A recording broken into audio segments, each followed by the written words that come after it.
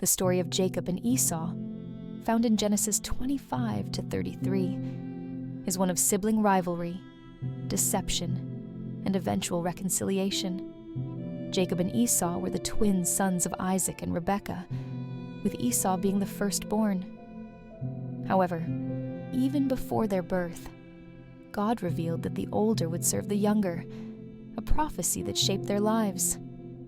Esau grew to be a skilled hunter and a man of the field, while Jacob was more quiet and preferred staying close to home. Isaac favored Esau, but Rebekah loved Jacob more.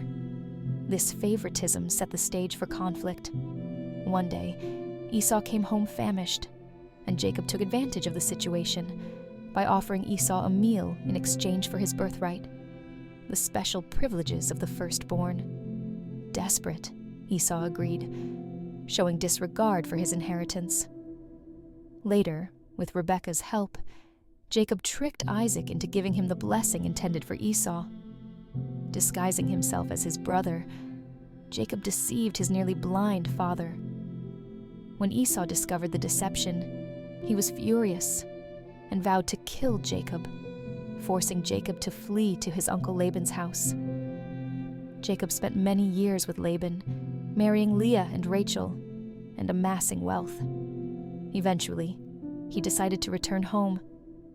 Fearing Esau's wrath, Jacob sent gifts ahead and prayed for protection.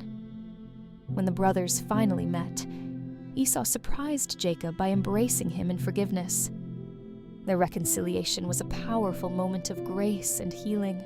In the biblical story of Jacob and Esau, we see two brothers, each with unique strengths, embroiled in conflict and deceit. Their tale might be ancient, but it mirrors so many struggles we see in today's world: family tensions, rivalry, and the desire for love and validation.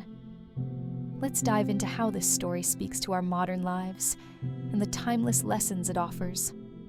Jacob and Esau were born into a family with divided affections. Isaac loved Esau, and Rebekah loved Jacob.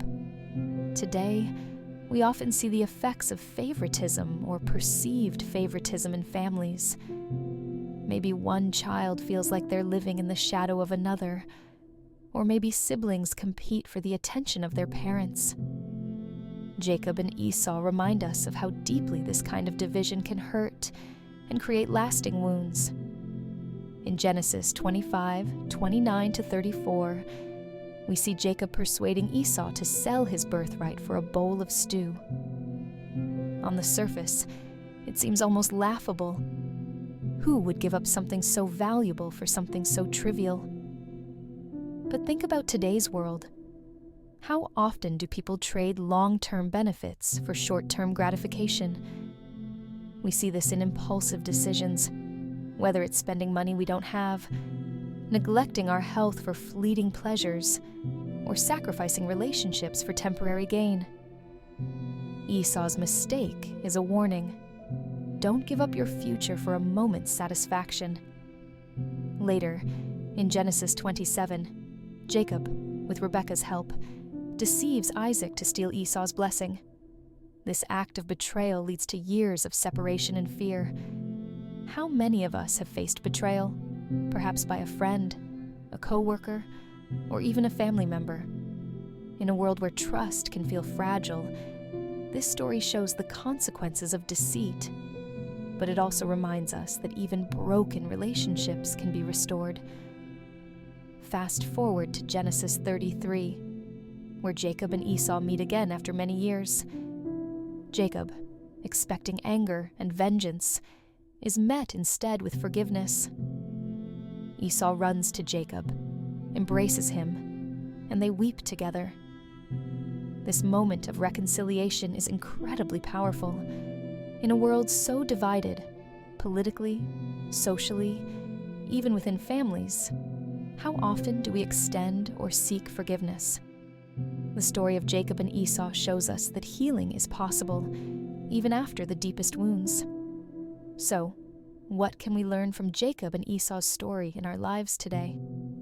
First, this story teaches us about identity and self-worth.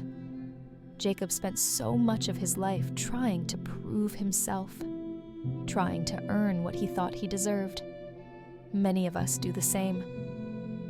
We strive for validation from others, whether it's through career achievements, social media likes, or material possessions, forgetting that our true worth comes from being loved by God. Just as Jacob eventually learned, we need to rest in the assurance that we are already enough. Second, the story speaks to the dangers of comparison. Jacob and Esau were different. They had different skills, different roles, and different destinies. But instead of celebrating these differences, they became rivals.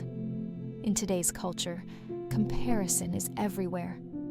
We compare our lives, our bodies, our jobs, and even our families to those we see online or around us. But comparison only breeds dissatisfaction. Instead, let's focus on our unique callings and embrace who we are. Finally, this story is about forgiveness and reconciliation. Jacob and Esau's relationship was fractured, but it wasn't beyond repair. If you're holding on to anger, bitterness, or a grudge, consider what it might look like to let go and seek peace. Forgiveness isn't easy. It wasn't easy for Esau, but it's transformative. And it's not just for the other person. It's for you. Carrying resentment only weighs us down. As we reflect on Jacob and Esau, let's remember that their story isn't just about two brothers long ago. It's about us. It's about our struggles, our failures, and our hope for redemption. No matter where you are in your journey, whether you're feeling broken, betrayed, or burdened by comparison, this story reminds us that God's grace is always present, and restoration is always possible. So today, let's take a step toward healing, whether it's forgiving someone, letting go of comparison, or simply remembering our true worth. Jacob and Esau's story shows us that it's never too late to seek reconciliation, live authentically, and walk in the grace God has given us.